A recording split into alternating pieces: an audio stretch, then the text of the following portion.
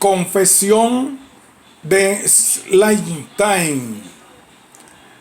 La confesión de Schleierstein probablemente fue preparada por Michael Slater en 1527, y en la misma se exponen las principales persuasiones anabaptistas, como el bautismo, la excomunión, la cena del Señor, los pastores, el Estado y los juramentos. Es decir, no se tratan los esperados temas en una confesión de fe como Dios, el hombre, la salvación, etc., sino que tiene que ver con el orden y la disciplina en la iglesia. Confesión de Schleierstein. Amados hermanos y hermanas, nosotros que nos hemos reunido en el Señor en Schleierstein am Rhein, declaramos en puntos y artículos a todo aquel que ama al Señor que en cuanto a nosotros atañe, hemos sido conducidos a esta unidad en la que nos plantamos firmes en el Señor como hijos obedientes de Dios, hijos e hijas, que hemos sido separados y nos mantendremos separados del mundo en todo lo que hagamos y dejemos de hacer. La alabanza y la gloria sean solo para Dios. Esto ha sido posible sin la disconformidad de nadie, hallándose todos los hermanos en completa paz al respecto. En esto hemos sentido la unidad del Padre y de nuestro Cristo común, hechos presentes con nosotros por medio de su Espíritu, porque el Señor es Señor de paz y no de contienda. Como Pablo indica, para que veáis en qué puntos experimentamos esto, debéis observar y comprender lo siguiente. Una gran ofensa ha sido introducida entre nosotros por ciertos falsos hermanos, por la que varios se han apartado de la fe, pretendiendo practicar y observar la libertad del Espíritu y de Cristo. Pero estas personas se han desviado de la verdad para su propia condenación y se han entregado a la lascivia y el libertinaje de la carne. Han pensado que la fe y el amor pueden hacer y permitir cualquier cosa y que nada les puede dañar ni condenar, ya que presumen de creyentes. Tomad nota de ello, vosotros, miembros de Dios y de Cristo Jesús, que la fe en el Padre Celestial por medio de Jesucristo no toma esa forma, que no produce ni genera tales cosas como estos falsos hermanos y hermanas practican y enseñan. Guardaos y estad sobre aviso respecto a tales personas, puesto que no sirven al Padre, sino a su propio padre, el diablo.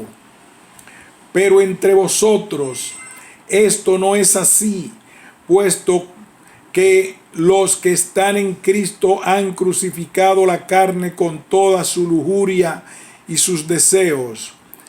Ya me entendéis y sabéis a quienes nos referimos. Separaos de ellos, puesto que se han pervertido. Rogad al Señor que les sea concedido el conocimiento que produce arrepentimiento, y rogad por nosotros que nos mantengamos constantes y perseveremos en el camino que hemos emprendido para la gloria de Dios y de Cristo su Hijo. Amén. Los 7 artículos. Los artículos que hemos tratado y en los que hemos sido conducidos a la unidad son estos: el bautismo, la excomunión, el partimiento del pan, la separación de la abominación, los pastores de la congregación, la espada, el prestar juramento. Primero, observa respecto al bautismo. El bautismo será administrado a todos aquellos que hayan sido instruidos en el arrepentimiento y el cambio de vida, que de verdad creen que sus pecados les han sido quitados por medio de Cristo, y a todos aquellos que desean andar en la resurrección de Jesucristo y ser sepultados juntamente con Él en la muerte, a fin de resucitar juntamente con Él. A todos aquellos que, entendiendo estas cosas, lo desean ellos mismos y nos lo piden. En esto queda excluido todo bautismo infantil, que constituye la primera y mayor de las abominaciones del Papa. Respecto a esto, tenéis razones y testimonio de sobra en los escritos y en la práctica de los apóstoles. Nos atenemos a esto con sencillez, pero con toda firmeza y seguridad. Segundo, hemos sido conducidos a la unidad respecto a la excomunión de la siguiente manera: la excomunión ha de emplearse con todos aquellos que se han entregado al Señor para seguirle en sus mandamientos, aquellos que han sido bautizados en un mismo cuerpo de Cristo y presumen de llamarse hermanos o hermanas, y que a pesar de todo acaban cayendo en el error o el pecado, siendo sorprendidos en su simpleza. Tales personas han de ser advertidas 2 veces en privado, y una tercera vez han de ser amonestados en público ante la congregación entera, según el mandamiento de Cristo. Mateo 18. Sin embargo, esto ha de hacerse conforme al orden establecido por el Espíritu de Dios antes del partimiento del pan, para que podamos todos partir y comer de un mismo pan y beber de una misma copa, en un mismo espíritu y un mismo amor. Tercero, respecto al partimiento del pan, hemos llegado a la unidad y estamos de acuerdo así: todos los que desean partir el mismo pan en conmemoración del cuerpo partido de Cristo, y todos los que desean beber de una misma bebida en conmemoración de la sangre vertida de Cristo, primeramente han de estar unidos en un mismo cuerpo de Cristo, o sea, la congregación de Dios, cuya cabeza es Cristo, y esto mediante el bautismo.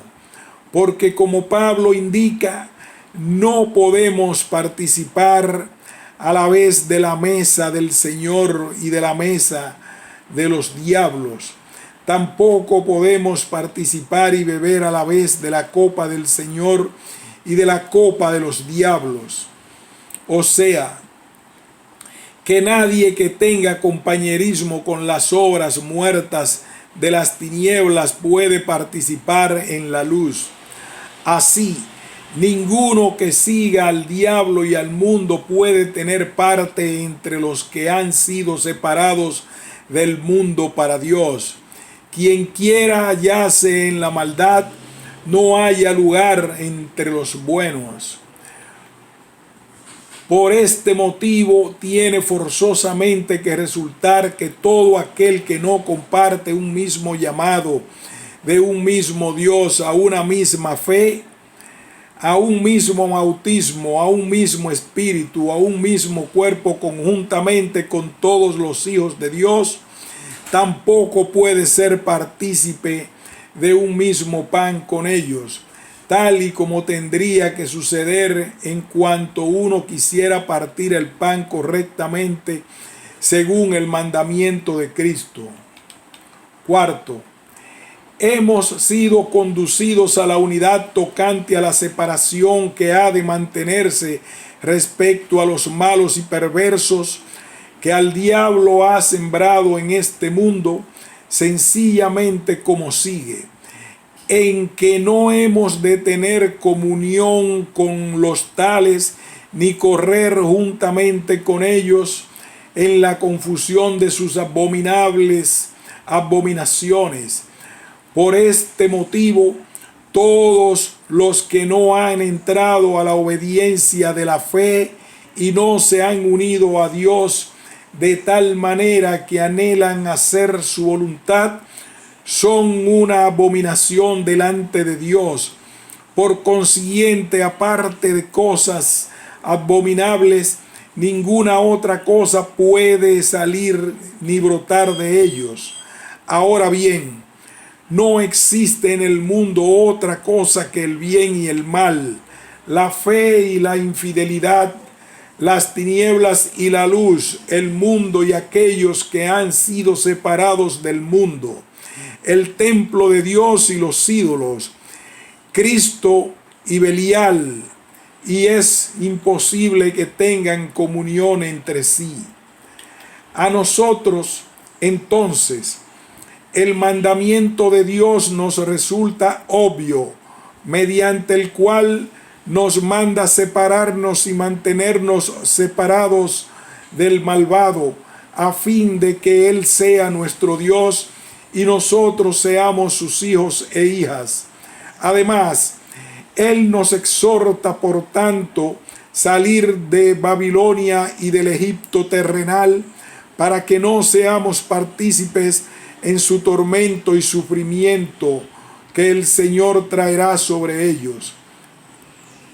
De todo lo cual debemos aprender que todo aquello que no haya sido unido a Dios en Cristo no puede ser otra cosa que una abominación cuyo contacto hemos de evitar.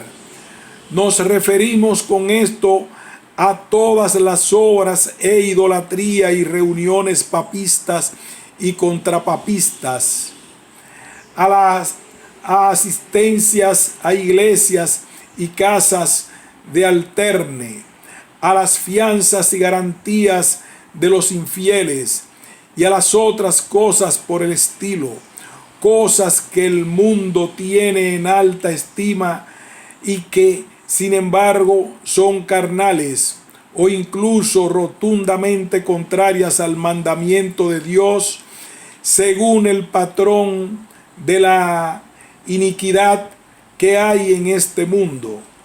Hemos de separarnos de todas estas cosas y no tener nada que ver con ellas, ya que no son más que abominaciones que nos harían despreciables delante de nuestro Cristo Jesús, quien nos ha liberado de la servidumbre a la carne y hecho aptos para servir a Dios y al Espíritu que Él nos ha dado. Por la misma lógica hemos de dejar de lado también las armas diabólicas de la violencia, tales como la espada y la armadura, y renunciar a su empleo para protección de amigos y contra enemigos, teniendo en cuenta la palabra de Cristo: no resistáis al que es malo. Quinto, hemos sido conducidos a la siguiente unidad sobre los pastores en la iglesia de Dios. El pastor en la iglesia ha de ser una persona acorde con la regla de Pablo, plena y completamente, que goza de buena reputación con los que están fuera de la fe. La función de tal persona será la de leer y exhortar y enseñar, advertir, amonestar y excomulgar en la congregación y de presidir entre los hermanos y las hermanas en la oración y en el partimiento del pan, y en todas las cosas cuidar el cuerpo de Cristo, para que sea edificado y se desarrolle a fin de que el hombre y el nombre de Dios sea alabado y honrado por medio nuestro, y la boca del que se burla sea cerrada. Ha de ser mantenido según fuere su necesidad por la congregación que le haya elegido, para que todo aquel que sirve al Evangelio pueda asimismo vivir de ello, tal y como el Señor lo ha ordenado. Mas, si el pastor hiciere algo digno de represión, nada se hará con él, si no es mediante la palabra de 2 o 3 testigos. Si pecan, serán reprendidos públicamente para que otros teman. Mas, si el pastor tuviera que huir o fuera conducido al Señor mediante la cruz, en esa misma hora otro será ordenado en su lugar, para que el pequeño pueblo y la manada pequeña de Dios no sea destruida, sino que sea conservada y consolada. Sexto, hemos sido unidos como sigue tocante a la espada. La espada constituye un ordenamiento de Dios fuera de la perfección de Cristo. Castiga y mata a los malvados y guarda y protege a los buenos. En la ley, la espada fue establecida sobre los malvados para castigo y para muerte, y los gobernantes seculares son establecidos para emplearla. Mas en la perfección de Cristo solo se emplea la excomunión para la amonestación y la exclusión del que ha pecado, sin la muerte de la carne, sino sencillamente mediante la advertencia y el mandamiento de que deje de pecar. Muchos, al no comprender la voluntad de Cristo para nosotros, se preguntarán si un cristiano no puede y debe hacer uso de la espada contra los malvados para protección y defensa de los buenos, o motivados por el amor. La respuesta nos ha sido revelada por unanimidad. Cristo enseña y manda que aprendamos de Él, que es manso y humilde de corazón, y que así hallaremos descanso para nuestras almas. Cristo dice a la mujer hallada en adulterio, no que deba ser apedreada según la ley del Padre, aunque dice, lo que el Padre me ha mandado, eso he hecho, sino que con misericordia y perdón y una amonestación de que no peque más, dice, ve y no peque más. Es exactamente así como debemos proceder nosotros también según la regla de la excomunión. En segundo lugar, algunos preguntan respecto a la espada si un cristiano debe dictar sentencia en disputas y contiendas sobre asuntos terrenales, tales como los incrédulos tienen entre sí. La respuesta: Cristo no quiso decidir ni juzgar entre los hermanos respecto a su herencia, sino que se negó a ello. Así también debemos proceder nosotros. En tercer lugar, suele preguntarse respecto a la espada si un cristiano debe servir como magistrado si resulta nombrado a tal cargo. La respuesta es la siguiente: quisieron poner a Cristo como rey, pero él huyó y no vio en ello la voluntad de su Padre. Nosotros debemos hacer como Él hizo y seguirle a Él, y así evitaremos andar en las tinieblas. Porque Él mismo dijo: todo aquel que quiera venir en pos de mí, niéguese a sí mismo y tome su cruz y sígame. Además, Él mismo prohíbe la violencia de la espada cuando dice: los príncipes de este mundo se enseñorearon sobre ellos, etc. Pero no sea así entre vosotros. Además, Pablo dice: a los que conoció de antemano, Dios los predestinó a ser hechos conformes a la imagen de su Hijo, etc. Pero también dice: Cristo sufrió, no reinó, dejándoos ejemplo para que sigáis sus pisadas. Por último, queda claro por los siguientes puntos que no le corresponde al cristiano la magistratura. El gobierno de las autoridades es conforme a la carne, mas el de los cristianos conforme al Espíritu. Sus casas y moradas permanecerán en esta tierra. La de los cristianos les aguarda en el cielo. La ciudadanía está en este mundo. La de los cristianos está en el cielo. Las armas de su contienda y guerra son carnales y tan solo eficaces contra la carne, mas las armas de los cristianos son espirituales, eficaces contra toda fortaleza del diablo. Los mundanos se arman con acero y hierro, mas los cristianos se arman con la armadura de Dios, con verdad, justicia, paz, fe y salvación, y en la palabra de Dios. En una palabra, así como piensa Cristo, nuestra cabeza, así también hemos de pensar los miembros del cuerpo de Cristo por medio de Él, para que no haya división en su cuerpo, lo cual resultaría en su destrucción.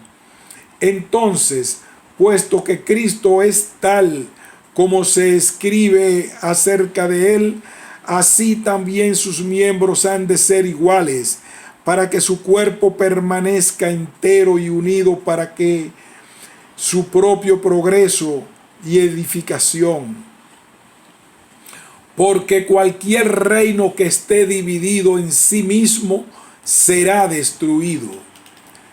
Séptimo, hemos sido unidos como sigue respecto a prestar juramento. El juramento es una confirmación entre los que están discutiendo o haciéndose promesas.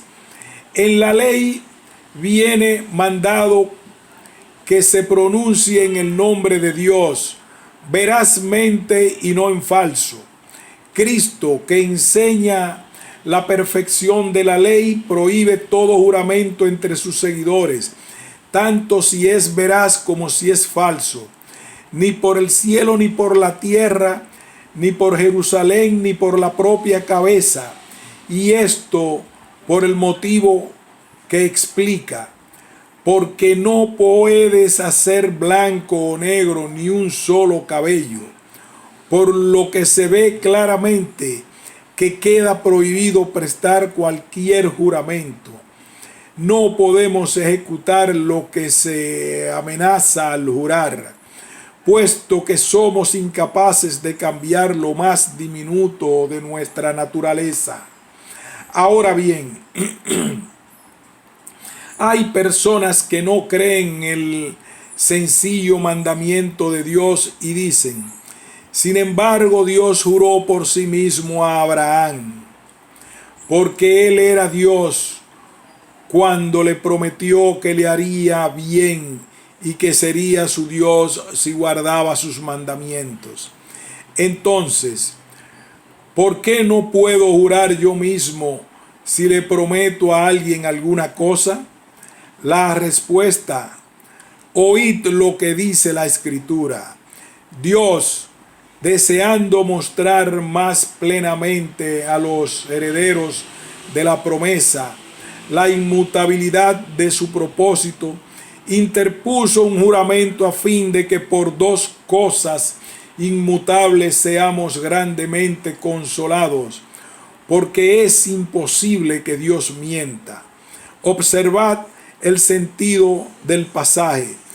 Dios tiene poder para hacer lo que te prohíbe a ti, puesto que para Él todo es posible. Dios le juró solemnemente a Abraham, dice la Escritura, a fin de dar fe de que su palabra es inmutable.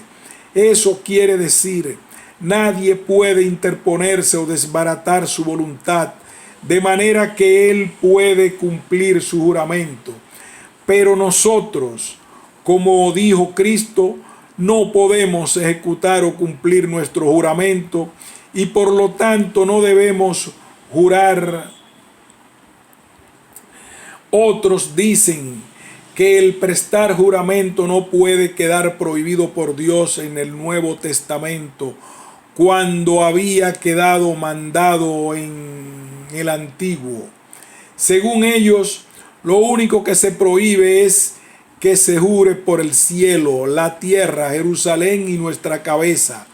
Respuesta: oíd la Escritura. Todo aquel que jura por el cielo, jura por el trono de Dios y por aquel en que Él se sienta. Observad, queda prohibido jurar por el cielo, que tan solo es el trono de Dios. ¿Cuánto más queda prohibido jurar por Dios mismo? Ciegos, necios, ¿qué es mayor, el trono o aquel que en él se sienta? Otros dicen, entonces, si está mal emplear a Dios para establecer la verdad, entonces los apóstoles Pedro y Pablo también juraron. Respuesta: Pedro y Pablo tan solo dan testimonio de aquello que Dios había prometido a Abraham, cosas que años más tarde nosotros hemos recibido. Pero cuando uno testifica respecto a realidades presentes, sean buenas o malas. Es así como Simeón habló sobre Cristo a María y testificó: he aquí, este ha sido puesto para derribar y levantar a muchos en Israel y para ser señal de contradicción. Cristo nos enseñó lo mismo cuando dijo: sea vuestro hablar sí, sí, y no, no, porque todo lo que es más que esto procede del maligno. Dice que vuestro hablar o vuestra palabra ha de ser sí y no, para que nadie interprete que Él lo permitía. Cristo es simplemente sí y no. Y todos los que buscan con sencillez comprenderán su palabra. Amén.